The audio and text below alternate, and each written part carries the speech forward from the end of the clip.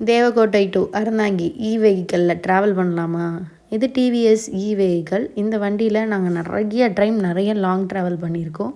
Charge bike தானே, எப்படி நீங்கள் ட்ராவல் பண்ணுறீங்கன்னு கேட்பீங்க. நாங்கள் அடிக்கடி அறந்தாங்கி டு தேவக்கோட்டை 45 கிலோமீட்டர்ஸ் போயிட்டு அப் அண்ட் டவுன் போயிட்டு வந்துட்டு தான் இருப்போம். ட்ராவல் பண்ணலாம். 2 பிள்ளைங்களையும் வச்சுட்டு எப்படி ரிஸ்க் இல்லையா அப்படின்னு கேட்காதீங்க. நாங்கள் பழகிட்டோம். இவனுக்கு 2 வயசு ஆச்சு ராவணன், இவனுக்கு 2 மாதம் ஆச்சு. நான் ப்ரெக்னெண்ட்டாக இருக்கும் போதே நிறைய டைம் ட்ராவல் பண்ணும்போதும் இந்த வண்டியில் தான் போயிருக்கோம். தாராளமாக தைரியமாக போயிட்டு வரலாம். இந்த ரோட்வேஸ் இருக்குல்ல பார்த்திங்கன்னா அவ்வளோ க்ரீனரியாக இருக்கும். அவ்வளோ இயற்கை மட்டும்தான் பார்க்கலாம். ஒவ்வொருத்தவங்களும் பார்த்து பொறாமப்படுற அளவுக்கு இங்கே இருக்கிறவங்களாம் இருப்பாங்க. ஏன்னா சுற்றி வயல் நடுவில் வீடு. அது வீடெல்லாம் பார்த்திங்கன்னா சாதாரணம் சொல்லக்கூடாது. கூரை வீடாக இருந்தாலும் அழகாக தான் வச்சுருப்பாங்க. ஓட்டு வீடாக இருந்தாலும் ரொம்ப அழகாக வச்சுருப்பாங்க. மாடி வீடு பிரம்மாண்டமாக கட்டியிருப்பாங்க. கிராமம்னு நினைக்கலாம், சொல்லலாம். ஆனால் ஒவ்வொருத்தவங்களும் அவ்வளோ அழகாக வீடு கட்டி வச்சுருப்பாங்க. சரி, நம்ம கண்டென்ட்டுக்கு வருவோமா? இப்போ தேவக்கோட்டையிலேருந்து அறந்தாங்கி எதுக்கு போயிட்டுருக்கோன்னா, ஐயப்பன் கோயிலுக்கு என் ஹஸ்பண்ட் முடி கட்டி கிளம்புறாங்க. ஐயப்பனுக்கும் எனக்கும் ஒரு மிக நெருக்கமான பந்தம் சின்ன வயசுலேருந்து இருக்குது. அது என்னன்னு பார்த்திங்கன்னா, எனக்கு விவரம் தெரிஞ்ச வயசுலேருந்து ஐயப்பன் கோயில் போகணுன்னு ரொம்ப ஆசை. சின்ன வயசில் அப்பா முடிக்கட்டி போகும்போது ஒவ்வொரு வருஷமும் நான் அழுகாமல் எங்கள் அப்பாவை கோயிலுக்கு அனுப்புனதே இல்லை. போகும்போது அழுகக்கூடாதுன்னு எத்தனையோ பேர் திட்டியிருக்காங்க, ஏன் வீட்டில் அடித்து கூட இருக்கிறாங்க. ஆனால் ஒவ்வொரு வருஷமும் அப்பா நானும் வரேன்னு ஏஜ் அட்டன் பண்ணுற வரைக்கும் 8th வரைக்கும் என்னோடய 5 வயசு எனக்கு விவரம் தெரிஞ்சதுலேருந்து என்னோடய 13 வயசு வரைக்கும் நான் கெஞ்சிருக்கேன், என்னை கூட்டிகிட்டு போங்க. ஆனால் என்னை கூட்டிகிட்டே போனதே கிடையாது.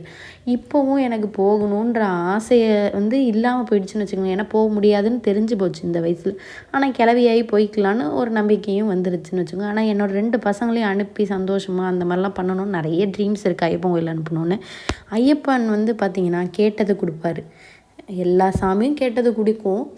இருந்தாலுமே ஒரு தனிப்பட்ட வேண்டுதல் வச்சுட்டு ரொம்ப வருஷமாக ஒன்று கிடைக்கல அப்படின்ட்டு அவர்கிட்ட ஒரு சின்ன ரெக்வஸ்ட்டு மட்டும் வச்சோம். இந்த கார்த்திகை மாதத்தில் தான் டக்குன்னு ஐயப்பன் ரிமெம்பர் ஆகுவாங்க. சில பேர் லைஃப்பில் மட்டும்தான் ஐயப்பன் கான்ஸ்டண்ட்டாக இருப்பார். எங்கள் லைஃப்லலாம் கான்ஸ்டண்ட்டாக இருப்பாங்க.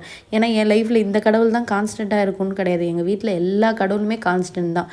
போகிற இடத்துல, பார்க்குற இடத்துல, நிற்கிற இடத்துல, எல்லா இடத்துலையும் கடவுளை பார்க்குறது தான் என்னோடய குணம். அப்படி தான் நான் நல்லபடியாக முடி கட்டி அனுப்பியாச்சு. இது எங்கள் வீடு. எங்கள் வீட்டிலேருந்து முடியெல்லாம் கட்டி அனுப்புகிறோம். அந்த வீடியோஸ், அந்த கிளிப்ஸ் தான் நீங்கள் பார்த்துட்ருக்கீங்க. நான் அந்த ஐயப்பன் ஸ்டோரிக்குள்ளே போயிருக்கேன். என்ன மாதிரி எத்தனை பேர் ஐயப்பன் கோயில் போகணும்னு ஆசைப்பட்டு உங்கள் அப்பா கூட்டிகிட்டு போகலை அப்படின்னு கண்டிப்பாக கீழே கமெண்ட் செக்ஷனில் கமெண்ட் பண்ணுங்கள். ஐயப்பன்றது வெறும் கடவுள் மட்டும் கிடையாது, அது ஒரு எமோஷன். பல கோடி பல லட்சம் பேர் அங்கே ஐயப்பனை போய் பார்க்குறதுக்கு அவ்வளோ கஷ்டப்பட்டு போவாங்க. சாதாரணமாக போயிட மாட்டாங்க. ஏன்னா இந்த கிளைமேட்டுக்கும் டெய்லி 2 வேளை குளித்து அவ்வளோ சுத்தபத்தமாக இருந்து டெய்லி 2 வேளை பஜனை பண்ணி சாமி கும்பிட்டு அவ்வளோ ரூல்ஸ் அண்ட் ரெகுலேஷன் ஐயப்பனை கும்பிடும்போது அவ்வளோ பக்தியாக கும்பிடணும்னு சொல்லுவாங்க. ஐயப்பனுக்கு சின்ன ரெஸ்ட்ரிக்ஷன்லாம் இருக்காது. சாதாரணமாக மாலை போட்டு டக்குன்னெலாம் போயிட முடியாது.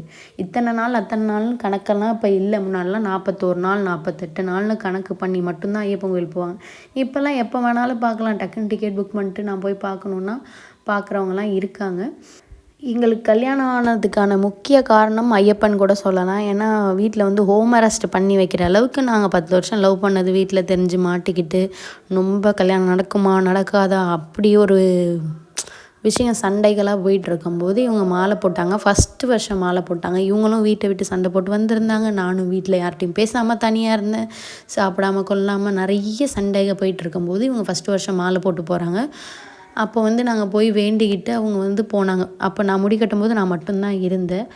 அப்போ மாலை போட்டு போயிட்டு கொஞ்ச நாள்லேயே எங்கள் அப்பாவும் ஓகே சொல்லிட்டாரு. கல்யாணம் ரெடி ஆனிச்சு. டக்குன்னு கல்யாணம் நடந்துச்சு. 2 சிங்க மகன்களும் பிறந்தாங்க. இந்த வீடியோ உங்களுக்கு பிடிச்சிருந்துச்சுன்னா கண்டிப்பாக லைக் பண்ணுங்கள், ஷேர் பண்ணுங்கள், சப்ஸ்கிரைப் பண்ணுங்கள். தேங்க்யூ.